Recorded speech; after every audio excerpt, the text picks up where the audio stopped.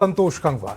बिहार में पूर्ण शराबबंदी के दावों के बीच एक बार फिर चीखें सुनाई दे रही। मोतिहारी शराब कांड को लगभग एक सप्ताह होने को आया, लेकिन अभी भी इसकी दहशत है। अब तक 9 घरों के चिराग बुझ चुके हैं और 15 लोग बीमार हैं, जो अब भी अस्पताल में जिंदगी और मौत के बीच झूल रहे हैं। उधर पुलिसिया दबिश रंग लाई है।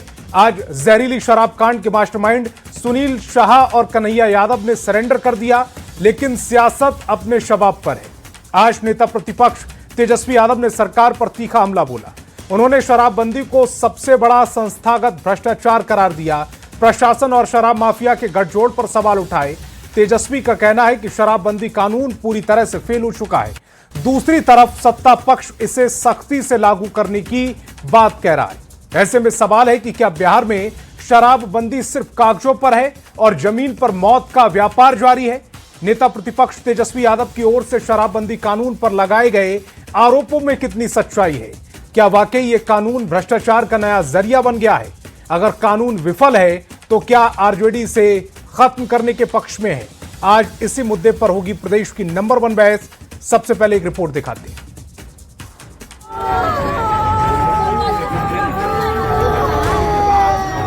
मोतिहारी जहरीली शराब कांड के बाद बिहार में एक बार फिर शराबबंदी पर सियासत तेज हो गई है। आरजेडी नेता और बिहार विधानसभा में नेता प्रतिपक्ष तेजस्वी यादव ने सोशल साइट एक्स पर एक लंबा चौड़ा पोस्ट लिखकर एक बार फिर शराबबंदी पर सवाल खड़ा किया है।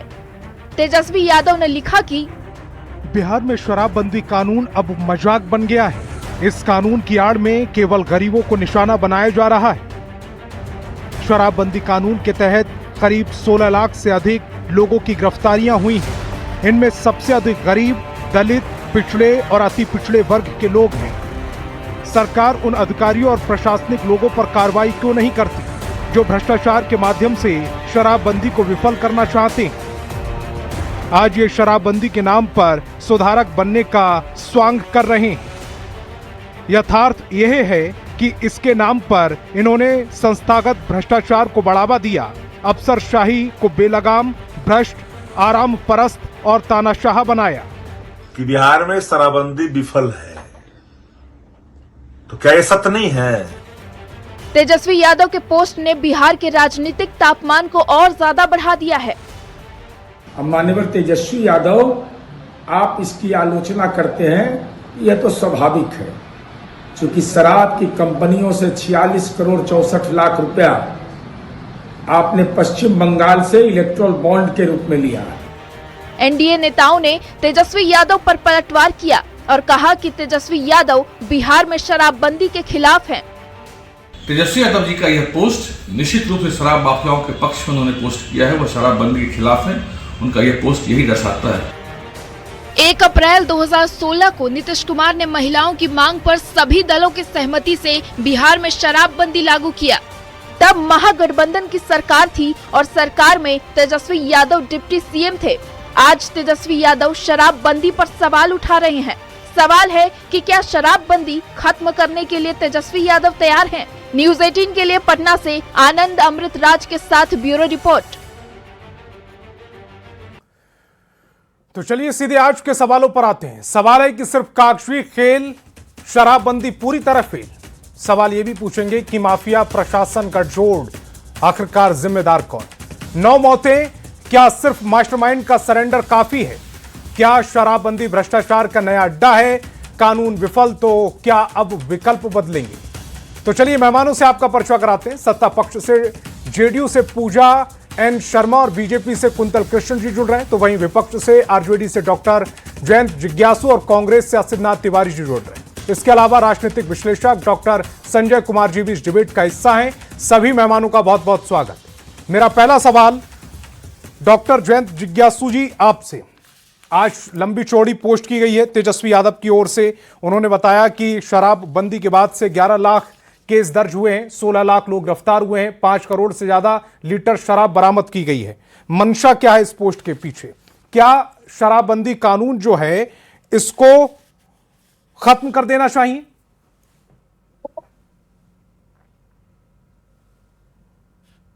नहीं, यह नहीं कहा गया है कि शराबबंदी कानून को खत्म कर दिया जाना चाहिए। उन्होंने पूरी तस्वीर सामने रखी है कि नीतीश कुमार जी इस शराबबंदी को सशक्त रूप से लागू करने में पूर्णतः विफल रहे हैं, और शराब माफियाओं ने जिस तरह का कोहराम मचाया हुआ है वहां, और अवैध शराब जिस तरह से बिहार में अलग अलग इलाके में पाए जा रहे हैं और उससे मासूम लोगों की जान जा रही है जहरीली शराब पीने से, इस पर क्यों कोई अंकुश नहीं लग रहा है?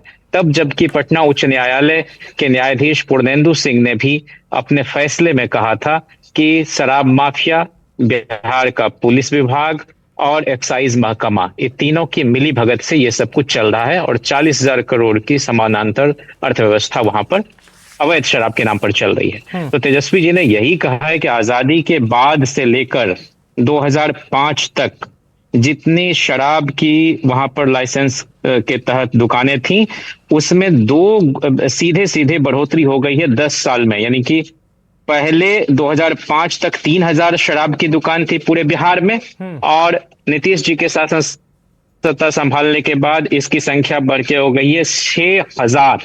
तो 58 वर्षों में सिर्फ 3,000 दुकान थी और 10 साल में ही इन्होंने उसको बढ़ा के 6,000 कर दिया है। प्रति साल सिर्फ 51 दुकानें खुलती थी बिहार में।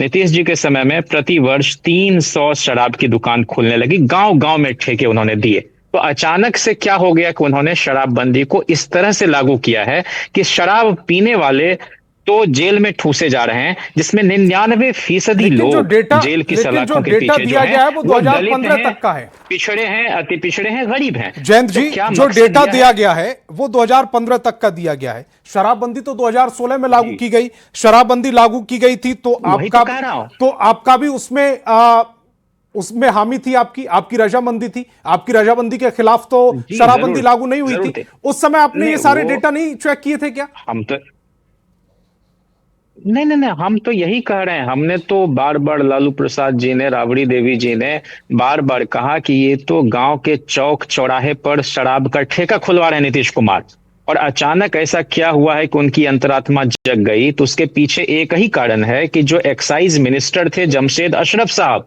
2005 से 10 के दरमियान, ये 2009 में ही उन्होंने इस शराब घोटाले का ये भांडाफोड़ किया और चिट्ठी लिखी कि इसमें जांच होनी चाहिए। पता चला कि एक्साइज मिनिस्टर को ही बर्खास्त कर दिया गया, और नीतीश जी का बयान था कि भाई राजनीतिक लोगों को राजनीति में लाने का यही सब नुकसान होता है। तो उसमें जेल होती नीतीश कुमार जी को, जेल से बचने के लिए उन्होंने एक समाज सुधारक का जो है एक रूप धारण किया। हमारा तो इस मामले में था, सहमति थी सरकार में जब हम शामिल थे कि इससे कोई कलह जो है उस पर रोक लगेगी। हमने ये तो नहीं कहा था कि गरीब परिवार को, महादलित परिवार में जो कमाने वाला एक ही है उसके मुखिया कोई जेल में ठूस दीजिए। मान लीजिए कोई वैमनस्य के चलते किसी के घर में शराब रख दिया है, बोतल रख दिया है, और दरोगा उसको पकड़ के अंदर किए हुए शराब को चूहा पी जा रहा है, पूरे थाने में उगाही चल रही है संतोष जी, इस पर हमारी आपत्ति है। और बार बार तेजस्वी जी ने कहा कि भाई इस तरह का मूर्खतापूर्ण रवैया नहीं अपनाया जाना चाहिए, और पासी भाई जो हैं उनकी जो जीविका का, आजीविका का मुख्य साधन है ताड़ी चुआना, उसको बाहर कीजिए शराबबंदी कानून से। अभी तक बाहर नहीं है। तो आप किस तरह का ये शराबबंदी कर रहे हैं जिसमें कमजोर लोग को सताया जा रहा है? आप कह रहे हैं कि हम महिलाओं को इसमें जो है राहत दे रहे हैं। अरे वो महिलाएं, वो बच्चे जिसकी फीस नहीं है पढ़ाई का, जिसकी दवाई का फीस नहीं, दवाई के लिए पैसे नहीं, और आपने उसको जेल में बंद किया हुआ है। 99% लोग जेल में। मतलब अमीर लोग को बचाओ और गरीब लोग को फंसाओ। विदेशी शराब बरामद हुआ है वहां बड़े पैमाने पर। कौन लोग विदेशी शराब पीते हैं बिहार में? इसका तो जवाब देना चाहिए नीतीश कुमार। ये जो 5 करोड़ का डेटा दे रहे हैं, 5 करोड़ का डेटा जो तेजस्वी यादव दे रहे हैं, 2025 तक का जो 5 करोड़ लीटर शराब बरामद की गई है 10 सालों में, ये सब विदेशी शराब है क्या जयंत जी? पूजा जी से मेरा सवाल है। उसमें से अधिकांशतः विदेशी शराब है पूजा जी। उसमें समझ लीजिए कि 45% जो है विदेशी शराब है। ये डेटा कहां से आया तेजस्वी यादव के पास? ये सवाल नहीं, ये बिहार सरकार का डेटा है। ये बिहार सरकार का डेटा है, यही तो मैं कह रहा हूं। पूजा जी, बड़ा लंबा चौड़ा डेटा तेजस्वी यादव ने पेश किया है। संतोष जी, मैं आपसे बस वही आ रहा हूं कहा आपके कि कहां पास। से डेटा है, आप इसको कोट जैन करने जी, दीजिए मुझे। जैन जी आ रहा हूं आपके सरकार पास। का आंकड़ा है कि 3 करोड़, सुना जाए ना, हाँ। 2024 तक की बात कर रहा हूं, 3,86,96,570 लीटर शराब बरामद की गई। इसमें 2,10,64,584 लीटर विदेशी शराब है और 1,76,31,900। आपका कनेक्शन टूट गया है पूजा जी से। मेरा सवाल यह है कि पूजा जी, तेजस्वी यादव जी ने डेटा दिया है 2005 तक जो बिहार में शराब की दुकानें थी वो 3,000 और 2015 में बढ़कर ये 6,000 हो गई और ऊपर से 2016 में आपने शराबबंदी लागू की जिसमें गरीबों का उत्पीड़न ज्यादा हुआ है। शराबबंदी पूरी तरह से ग्राउंड लेवल पर फेल है।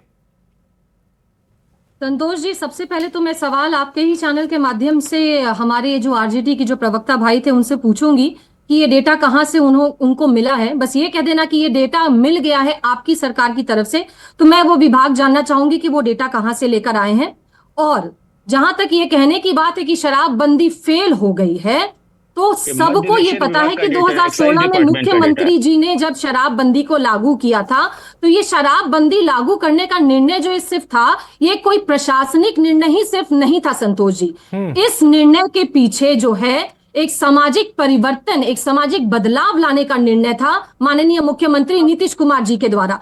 उन्होंने ये नहीं देखा कि हमारे शराबबंदी के माध्यम से राजस्व को कितना नुकसान होगा, वो ये बात की कभी सोच नहीं रखे। उन्होंने देखा कि महिलाएं जो पीड़ित थी अपने परिवार में, उनकी दिशा और दशा जो बदलेगी शराबबंदी के कारण, उस पर उन्होंने ध्यान दिया। हमारी विपक्ष जो है वो हर चीज को शायद नफा और नुकसान के तराजू में तौलना पसंद करती होगी, लेकिन बहुत सारी चीजें हैं जो मॉरल वैलिडिटी के बेसिस पर भी की जाती है और माननीय मुख्यमंत्री जी भी इस चीज के लिए जाने जाते हैं।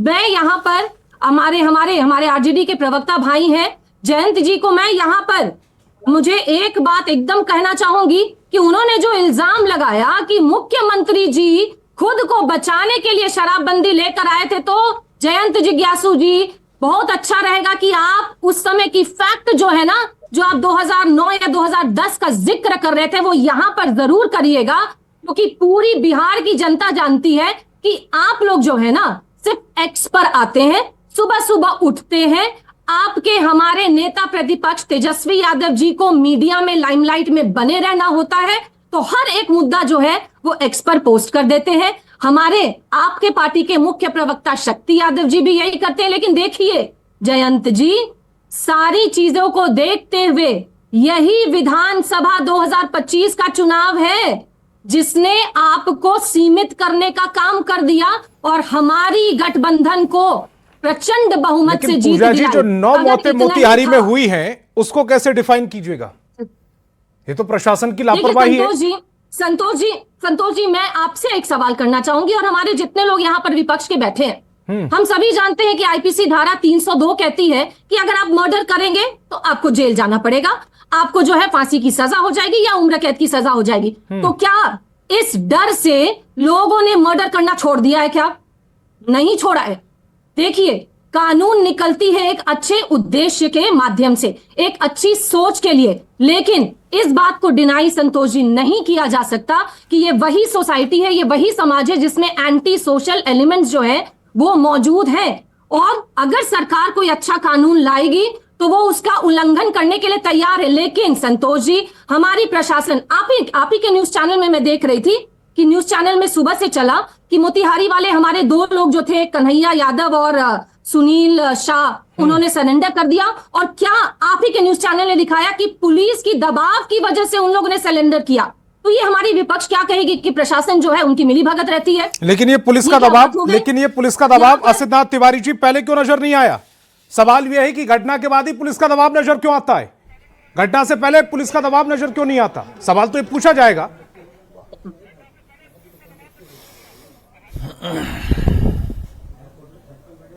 देखिए, मैं इसमें बड़ा स्पष्ट कहूंगा कि जैसे बार बार ये प्रश्न किया जाता है कि जब कानून बना तब तो आप भी सरकार में थे। अरे भाई, कानून बना देना सरकार की विफलता थोड़ी होती है। कानून को ठीक से लागू नहीं कर पाना सरकार की विफलता होती है। और ये विफलता यहां स्पष्ट दिख रही है कि इस कानून को ठीक तरीके से लागू कर पाने में सरकार पूरी तरह से, बुरी तरह से विफल रही। और ठीक है, दबाव होगा तभी उसने सरेंडर किया होगा, लेकिन ये एक बात बहुत स्पष्ट है कि शराबबंदी ने बिहार में अवैध शराब का बड़ा कारोबार खड़ा किया। अब ये अवैध कारोबारी जो हैं वो जानते हैं कि भाई जब तक एनडीए की सरकार रहेगी, नीतीश कुमार जी की सरकार रहेगी, तब तक शराबबंदी खत्म नहीं होगी। शराबबंदी खत्म नहीं होगी तो उनके अवैध शराब का कारोबार खूब चलता रहेगा और वो अवैध कमाई करते रहेंगे। इसलिए वो चुनाव दर चुनाव भाजपा और जदयू को अवैध कमाई से मदद पहुंचाते रहे, बूथ मैनेज करते रहे कि ये फिर से जीत के आ जाए और हमारा अवैध शराब का कारोबार चलता रहे। यही वजह है कि घटना के पहले प्रशासन का दबाव आपको कहीं नहीं दिखता है, क्योंकि ये लोग मददगार हैं, सत्ता में बैठे लोगों के मददगार हैं, उनको चुनाव जितवाने में ये मदद करते हैं अवैध कारोबारी। तो कैसे इन पर पुलिस दबाव बना लेगी, जरा ये बताइए। इसलिए पुलिस पहले, अब घटना हो गई, कोई मर गया तो भाई बवाल हो जाएगा, मीडिया के लोग, समाज के लोग तरह तरह के प्रश्न करने लगते हैं, तो उस समय दबाव बनाना पड़ता है। उससे पहले इसलिए दबाव नहीं बनाना पड़ता है कि जदयू भाजपा के बड़े चंदादाता हैं, अवैध शराब के कारोबारी, अवैध शराब के कारोबारियों के चंदे से चुनाव लड़ा जाता है, उनके चंदों से बूथ मैनेज किया जाता है, तो उन पर कार्रवाई कैसे कर ली जाएगी संतोष जी? कुंतल कृष्ण जी, चूंकि चंदा ले रहे हैं जेडीयू बीजेपी वाले, असितनाथ तिवारी जी कह रहे हैं इसलिए पहले कार्रवाई नहीं होती, और चूंकि अब घटना हो गई है तो अपने आप को प्रूव भी करना है, पुलिस नाम की कोई चीज है बिहार में, इसीलिए कार्रवाई हो रही है। साफ शब्दों में ये कहूं तो ये दिखावे की कार्रवाई बता रहे हैं सिद्धार्थ तिवारी जी।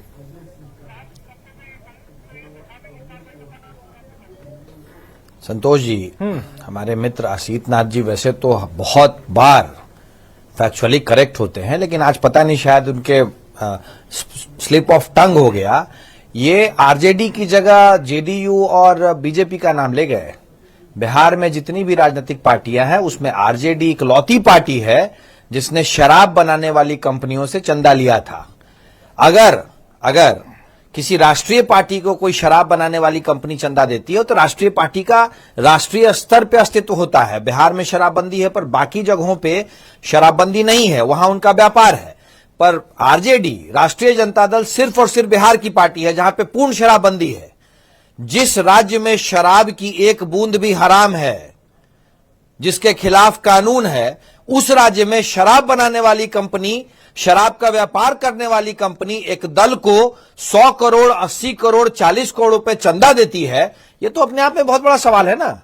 और चुनाव अभी गुजरे हैं, कुछ ही दिन हुआ है, शराब का व्यापार करने वाली कंपनियों ने राजद को चंदा दिया और आज सुबह सुबह एक्स पे नेता विपक्ष तेजस्वी यादव जी उठे होंगे और उन्होंने एक अपनी बात रख दी। तो ये चीजें तो सुबह से मैं देख रहा था, जब मैंने इनका एक्स देखा, ट्वीट देखा, तो सबसे पहले मुझे वही अमाउंट याद आया जो आरजेडी को चंदा मिला था शराब का व्यापार करने वाली कंपनियों से। चलिए, ये इनकी अपनी समझ है। मैं सिर्फ एक छोटा सा सवाल पूछना चाह रहा हूं। बिहार में जो विपक्ष है वो बिहार में शराबबंदी कानून चाहता है या नहीं चाहता है? चाहता है या नहीं चाहता है? विपक्ष कहता है कि शराबबंदी कानून चाहता है वो, लेकिन इस तरह का नहीं चाहता कि बॉर्डर से शराब की सप्लाई हो रही है, लोग पी रहे हैं, मर जा रहे हैं, उसके बाद 5 करोड़ के आसपास शराब बरामद भी होती है, पकड़ी भी जा रही है। तो फिर ये बन कैसे रही है और ये बनने क्यों दी जा रही है? जबकि शराबबंदी कानून ये कहता है कि जिस क्षेत्र में शराब बन रही है उसका थाना अध्यक्ष जिम्मेदार होगा।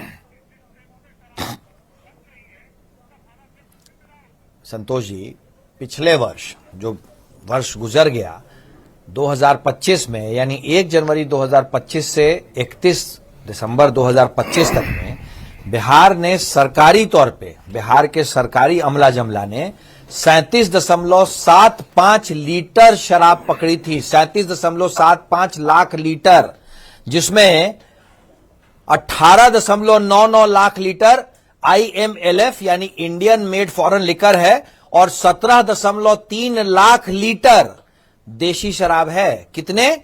37.75 लाख लीटर। इतनी शराब बिहार के सरकारी महकमे ने पकड़ी है। और अगर सख्ती से उस कानून का लागू नहीं होता तो ये 38 लाख लीटर कितना होता है, ये इनको समझ है? 1 लीटर पानी, एक बोतल में 1 लीटर पानी होता है, 38 लाख बोतलें उस 1 लीटर पानी की, इतनी शराब बिहार में सरकारी महकमे ने पकड़ी है। अब संतोष जी, इस विषय पे मैं एक बात कहना चाहता हूं। देखिए, कानून बना है, कानून का पूरी सख्ती से पालन हो रहा है, इसीलिए जो लोग जेल जा रहे हैं, ये बात तो मैं भी मान रहा हूं कि आज के दिन में जो लोग जेल जा रहे हैं उसमें से तकरीबन 40% लोग शराबबंदी के कानून के कारण ही जेल में हैं। कोर्ट्स भी इस बात को मान रही है, पर यह इसलिए हो रहा है कि कानून जमीन पे सख्ती से लागू हो रहा है, पर फिर भी तस्करी हो रही है, लोग शराब पी रहे हैं और अंजाम हम देख रहे हैं। देखिए, कुछ नियम ऐसे होते हैं ना जिनको समाज को एक्सेप्ट करना पड़ता है और उनमें कोई राजनीति नहीं करनी होती है। जैसे मैं आपको एक एग्जांपल देता हूं, सती प्रथा के विरोध में कानून भारत में बना था ना, लेकिन सती प्रथा तब भारत में खत्म हुई जब समाज ने और समाज के हर वर्ग ने उसे अपना लिया। शराबबंदी पे जब तक राजनीति होती रहेगी और तुच्छ सोच के साथ राजनीति होती रहेगी, छोटे छोटे फायदे के लिए राजनीति होती रहेगी कि शराब का व्यापार वाली कंपनी ने हमको 40, 50, 100 करोड़ रुपए दे दिए तो अब हम शुरू हो जाएंगे कि भाई शराबबंदी फेल है। इस तरह की सोच के साथ जब तक राजनीति होती रहेगी तब तक तस्करों का हौसला बुलंद रहेगा। डॉक्टर संजय जी को जरा स्क्रीन पर लेकर आए। डॉक्टर संजय जी, जैसा कुंतल कृष्ण जी कह रहे हैं, मेरा बड़ा सीधा सा सवाल है, अगर शराबबंदी इतनी ही ताकत के साथ सरकार ने बिहार में लागू कर दी गई तो ये जो तेजस्वी यादव डेटा दे रहे हैं, वो जो सरकारी डेटा है वो, और जो कहा जा रहा है कि 35 से 40 हजार करोड़ के समानांतर अर्थव्यवस्था खड़ी हो गई है बिहार में, ये सब क्या है? नहीं, वो सच है। अगर कोई पैरेलल इकोनॉमी की बात विपक्ष करे, पैरेलल इकोनॉमी की बात बिहार की जनता करे, तो ये सच है और सच को स्वीकार करनी होगी। लेकिन ये बात भी सच है कि जब शराबबंदी लागू हुई थी तो एक अच्छी मंशा से लागू हुई थी, और उस समय बीजेपी तो विपक्ष में थी और जो इंडिया गठबंधन था उनकी सरकार थी, कतारों में तो यही खड़े थे। और कतारों में जब खड़े थे तो जिस चीज को भी लागू किया गया, आज फिर सवाल क्यों? चूंकि गुजरात जब बना 1960 में, शराबबंदी वहां भी लागू है, लेकिन एक लॉन्ग टर्म एक्सेप्टेंस वहां मिला शराबबंदी को।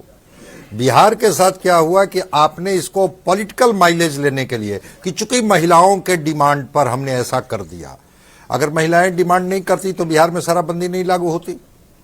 तो अगर पॉलिटिकल माइलेज लेने के लिए कोई पॉलिसी को आप एग्जीक्यूट और इंप्लीमेंट करते हैं तो सवाल होंगे और उसके फेलियर के गुंजाइश रहेगी।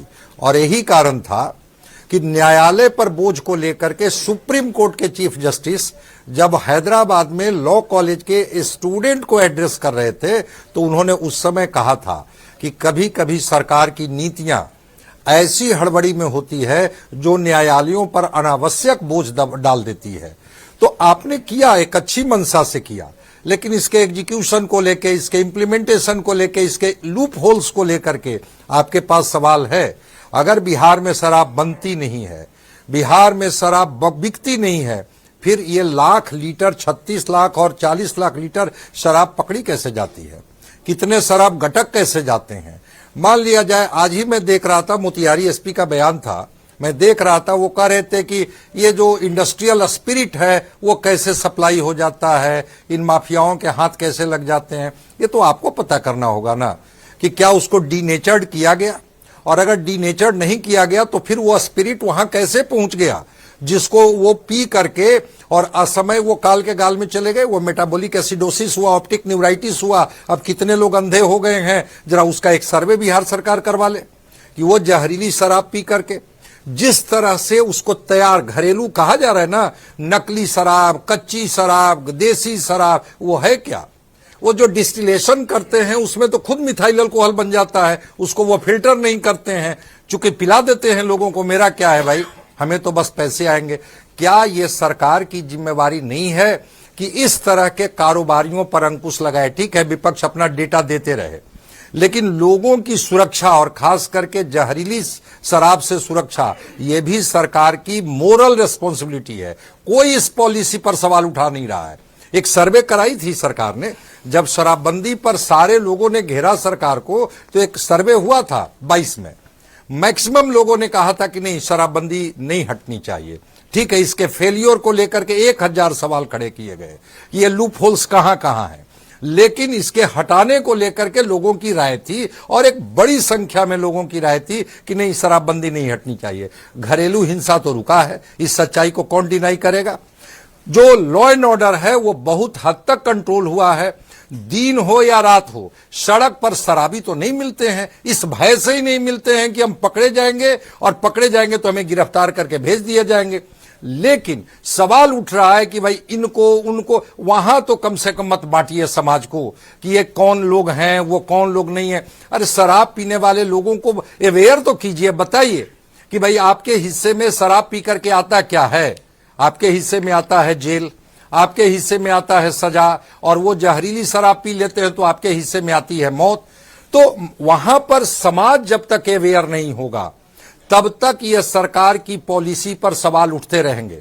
ठीक है, ताड़ी एग्जम्पशन की बात हो रही है कि ठीक है भाई उसका एग्जम्पशन होना चाहिए, ठीक है, उसके फर्मेंटेशन को लेकर के, उसके ये को लेकर के एक सवाल है कि एक लोगों को रोजगार मिलता है उससे, लेकिन रोजगार मिले, लेकिन रोजगार के नाम पर कहीं ना कहीं से नशा मुक्ति की तरफ अगर बिहार बढ़ा। मिजोरम ने तो लागू किया है 2019 में, नागालैंड में लागू है कि अगर शराबबंदी से बिहार के हिस्से में, अभी देख लीजिए जितने लोग हैं उनका जरा हेल्थ सर्वे करवा लीजिए, काफी सुधार हुआ है हेल्थ सर्वे में। तब ठीक है, एक कॉर्नर अगर चीजें छूट रही है, आप सरकार को कोसिए ना कि आपकी पुलिस, इसके लिए आपने टास्क फोर्स बनाया, इसके लिए हेलीकॉप्टर का प्रयोग किया, इसके लिए एक्साइज आपका डिपार्टमेंट बना हुआ है। वो क्या करते हैं, वो तस्करों के साथ अगर मिलकर के पैरेलल इकोनॉमी नहीं चलाते हैं तो क्या करते हैं। फिर ये तस्करों को इतने हौसले और इतने हिम्मत कहां से आ जाते हैं। वहां पर विपक्ष का 1000 सवाल वो सवाल जायज है। पूजा जी, ये जो आपकी पुलिस है इतना तामझाम कर रखा है, ये करती क्या है आखिरकार? जब शराबबंदी कानून ये कहता है कि उस क्षेत्र में अगर शराब बिक रही है या शराब बन रही है उसके लिए थाना अध्यक्ष जिम्मेदार हैं, तो थाना अध्यक्ष क्या थाने में ही बैठे रह जा रहे हैं? देखिए संतोष जी, जहां तक संजय सर ने कहा, ठीक है, मैं उनकी बात को बहुत अच्छे से सुन रही थी और उन्होंने बहुत अच्छा सुझाव भी दिया कि किसी ने भी बिहार में ये नहीं कहा, और हमारे विपक्ष के भाई अभी थे जयंत जी, वो भी कह रहे थे कि उन्होंने ये कभी नहीं कहा कि शराबबंदी जो है वो हट जानी चाहिए। लेकिन हाँ, आपका जो सवाल है कि हमारी प्रशासन करती क्या है, अगर वहां के थाना प्रभारी इंचार्ज होते इन सारी चीजों के लिए। आज ही मैं आपका न्यूज चैनल जब देख रही थी तो मैंने देखा आप लोगों का सवाल था कि जब हो जाती है कोई घटना तब प्रशासन जो है वो जोर लगाकर काम करना शुरू करता है और दिखाना होता है कि हम लोग पकड़ रहे हैं तस्करों को, इसीलिए वो काम करने लग जाता है। लेकिन मैंने तो देखा आज आपका न्यूज चैनल और जी भी दिखा रहा था कि छपरा में शराब तस्करों के द्वारा अभी आपका भी ये जो आपकी फुटेज जो चल रही है कि तरबूज में जो है वो छिपी हुई शराब को हमारी प्रशासन ने पकड़ लिया, ये फाइल के अंदर जो थी प्रशासन ने पकड़ लिया। तो संतोष जी, ये कहां से हो गया कि प्रशासन जो है वो कोई काम नहीं करती है? अरे अगर एक वारदात अगर उनसे छूट गई, मोतिहारी में जब ये डिस्ट्रीब्यूट हुई थी तो क्यों नहीं पकड़ पाई प्रशासन? मैं घटनाक्रम याद दिलाऊं डेटा के साथ आपको? आपकी वो भी डिबेट नहीं, मैं आपकी वो भी डिबेट देखी हूँ संतोष जी। यहाँ पर अरुण सर ने कहा ना कि एक सर्वे हुई थी 2022 में, सर के पास संजय सर के पास आंकड़े नहीं थे, लेकिन मैं, अगर आप मुझे इजाजत देंगे तो मैं 1 मिनट में उस सर्वे का जो डिटेल्स था ना, मैं अपनी विपक्ष को बताना चाहूंगी और बिहार की जनता को आपके न्यूज चैनल से बताना चाहूंगी। बहुत जल्दी से बताइए, मेरे पास समय थोड़ा कम है, सभी मेहमानों के पास जाना है। 2022 में अनुग्रह नारायण सामाजिक अध्ययन संस्थान ने एक सर्वेक्षण किया था कि शराबबंदी का क्या प्रभाव हुआ है। वहां पर लोगों ने, संजय सर ने जैसा कहा कि कुछ घटनाएं जो आ रही थी कि शराब तस्करी हो रही है, ये हो रही है, बहुत सारे सवाल पूछे गए थे, लेकिन उसके बावजूद 80% लोगों ने मद्य निषेध कानून का समर्थन किया। 65% लोगों का मानना था कि शराबबंदी से मजदूर वर्ग लाभान्वित हुए हैं। 62% लोगों का मानना था कि शराब से बचत जो हुई है वो बच्चों की शिक्षा में लगाई गई है। तो इतने सारे सोशल एस्पेक्ट जो है, उन सारी चीजों को नजरअंदाज करके अगर हमारी विपक्ष सिर्फ एक ही पहलू को पकड़कर बैठ जाए तो मैं कहूंगी कि ये कंस्ट्रक्टिव विपक्ष की भूमिका नहीं होती है। जयंत जी को जरा स्क्रीन पर लेकर आए, और जयंत जी जरा ये भी बताइएगा, जो 18% 20% लोग शराब पी रहे हैं बिहार में, ये भी तो डेटा है ना, ये कहां से आ रहे हैं? ये इनको कहां से उपलब्ध हो जा रही है शराब? मेरा तो सिर्फ इतना कहना है कि विदेशी शराब जब्त जो हो रही है उसकी मात्रा देशी शराब से अधिक है, लेकिन अमीर लोग या प्रिविलेज्ड लोग सिर्फ 1% हैं जो जेल की सलाखों के पीछे हैं। 99% लोग जो है मार्जिनलाइज सेक्शन के, वंचित समूह के लोग हैं। तो ये किस तरह का ट्रीटमेंट है और कानून का किस तरह से पालन हो रहा है कि चंद लोग छूट जा रहे हैं और अधिकांश लोग जिनके बारे में कहा जा रहा है कि शराबबंदी से उनकी आर्थिक स्थिति बेहतर हुई, वो कमाने वाले जेल में हैं। दूसरा, अभी कहा जा रहा था कि मैं जो कह रहा था कि नीतीश जी के पहले कार्यकाल में ये जो शराब घोटाला हुआ और उजागर हुआ वो मैं कैसे बोल रहा हूं। तो जो ये the new Indian express group द्वारा प्रकाशित समूह मतलब अखबार है साप्ताहिक, द संडे स्टैंडर्ड, उसमें 30 दिसंबर 2012 की रिपोर्ट है अजय कुमार की, और इसमें साफ साफ तत्कालीन मंत्री ने एक चिट्ठी लिखी है नीतीश कुमार को 14 जनवरी 2010 को, और उसमें उन्होंने 500 करोड़ रुपए के घोटाले की ओर उनका ध्यान आकर्षित कराया था। और बिहार का जो प्रधान महालेखाकार है, उन्होंने कहा कि मेरे पास थोड़ा समय कम है, बढ़ी हुई दरों पर देसी शराब का ठेका देकर कुंतल जी से इसका जवाब ले लेता हूं 30 सेकंड में, उसके बाद मेरे पास दो और मेहमान हैं। लाभ पहुंचाया गया है 2009 से। समय बहुत कम आज मेरे पास। तो मैं कह रहा हूं कि इसी में जेल से बचने के लिए नीतीश कुमार जी ने शराबबंदी को इस तरह से तुगलकी फरमान की तरह लागू किया था। आमिर सुबहानी उस समय एक्साइज डिपार्टमेंट के सेक्रेटरी हुआ करते थे। सारा कुछ जो है ये रोशनी में है, और इसी जांच से घबरा के नीतीश कुमार जी बार बार जो है वो एनडीए में भी जाते रहे हैं। संतोष जी, चाहे सृजन घोटाला हो या शराब घोटाला हो, चाहे बालिका गृह कांड हो, इसका खामियाजा बिहार के कमजोर लोगों को नहीं भोगने पर मजबूर किया जाना चाहिए। हमारे नेता का सिर्फ इतना कहना है कि आप जो है पारदर्शिता के साथ करो। पुलिस मार खाती है माफिया के द्वारा, पुलिस जब पकड़ने जाती है, एक नहीं अनेक उदाहरण है बिहार में। लॉ एंड ऑर्डर नाम की ज्ञानी कोई व्यक्ति चीज के नहीं है पास वहाँ। भी अगर इससे आधा इनकार ज्ञान नहीं हो किया तो जा बड़ा सकता। मुश्किल और हो जाती लोगों है। को, स्कूली बच्चों को इस तरह से जैन जी का अगर कुछ वॉइस आप कम कर देंगे तो मैं अपनी बात कह पाऊंगा। अरे जयंत भाई, एक मिनट, जयंत भाई सुनिए। ज्ञानी व्यक्ति के पास भी अगर आधा ज्ञान हो ना तो वो तो और ज्यादा खतरनाक हो जाता है। जिस रिपोर्ट की बात कर रहे हैं और जिस तथाकथित चिट्ठी की बात कर रहे हैं उसमें शराब के विपणन पे, अरे रुक तो जाइए जयंत भाई, मैं तो बोली, मुझे तो बोलने ही नहीं दे रहे आप। वो शराब के विपणन पे उठाया हुआ सवाल था, शराब की बिक्री पे उठाया हुआ सवाल था।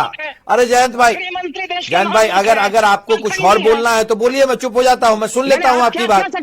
आप वो जो चिट्ठी उठा रहे हैं वो शराब के विपणन पे सवाल है। वो बड़ा मुश्किल होता है जब ज्ञानी व्यक्ति के पास आधा ज्ञान होता है तो, और आप चूंकि ज्ञानी व्यक्ति हैं इसलिए आपको पूरा ज्ञान होना चाहिए। आसिफ जी, वो शराब के विपणन पे उठाई, बाकी सभी की आवाज डाउन, आसिफ जी की आवाज को आप रखिएगा। आसिफ जी, आप मुझे ये बता दें कि मेरे पास समय बहुत कम है, प्लीज। 47 करोड़ रुपए क्यों लिए राजद ने शराब कंपनियों से? 47 करोड़ रुपए शराब कंपनियों से क्यों लिए राजद ने? जी, जमशेद को क्यों हटाया गया था? राजद ने वो चंदा क्यों लिया? पता नहीं अब वो चंदा क्यों लिया राजद ने, राजद को जवाब देना चाहिए। लेकिन भाजपा बताएगी कि बीफ कंपनी से 100 करोड़ का चंदा भाजपा ने क्यों लिया बीफ एक्सपोर्टर से। अब दूसरी बात आता है, हम सिर्फ बिहार की पार्टी थोड़े हैं, झारखंड में भी हमारी पार्टी चुनाव, आप जवाब जानना चाहेंगे? शराबबंदी के फायदे हम केरल में चुनाव लड़ते हैं, हम आसाम में चुनाव लड़ते हैं, ये क्या बात कर रहे हैं कि बिहार की पार्टी है इसलिए शराब माफिया बिहार के बाहर कहाँ चुनाव लड़ते हैं? मेरे पास समय बहुत कम है, प्लीज डॉक्टर संजय जी अपनी बात को कंप्लीट कीजिए ना, उसके बाद समय बचता है। आऊंगा आपके पास, बाकी सभी की आवाज डाउन, डॉक्टर संजय जी की आवाज को आप रखिएगा प्लीज, समय नहीं है मेरे पास। 47 करोड़ रुपए सर मैं समय की सीमा में बंधा हुआ हूँ, प्लीज। कैबिनेट है आपका जी, जलील लोगों से, जलील खार डेटा से बिहार का भला होने वाला नहीं है, भला होने वाला है अगर पक्ष और विपक्ष शराबबंदी और शराब माफियाओं को लेकर के अगर सवाल खड़े करते हैं कि बड़े तस्कर कैसे छूट जाते हैं और छोटे लोग कैसे जेल के सलाखों में चले जाते हैं। इसके बाद भी मैं बताऊंगा कि जो फायदे की बात है वो फायदे हैं, इस सच्चाई को स्वीकार करना होगा। फायदे इस मायने में है कि एक जनरेशन को आपने कहीं ना कहीं से इसलिए मेंटली तैयार कर रहे हैं, जिस एक्सेप्टेंस की बात मैं कर रहा था कि शराब आपके लिए जहर है। तो अगर शराब कंपनियां बंद हुई, शराब की बिक्री बंद हुई, लेकिन शराब की तस्करी अगर चल रही है और इसको लेकर के विपक्ष आक्रामक है, यह सरकार की मोरल रिस्पॉन्सिबिलिटी है कि आपका जो ये सिग्नेटरी प्लान है वो अगर फेलियर हो रहा है, आपके कोऑर्डिनेशन के अभाव में, आपके जो सपोर्टिव जो एडमिनिस्ट्रेटिव है उसके अभाव में, या सोशल अवेयरनेस के अभाव में, यह विषय चिंतनीय है कि सरकार को इस पर काम करने की जरूरत है। वाकई काम करने की कि हम जरूरत है। इसके इसी पॉइंट पर स्टूडेंट को यही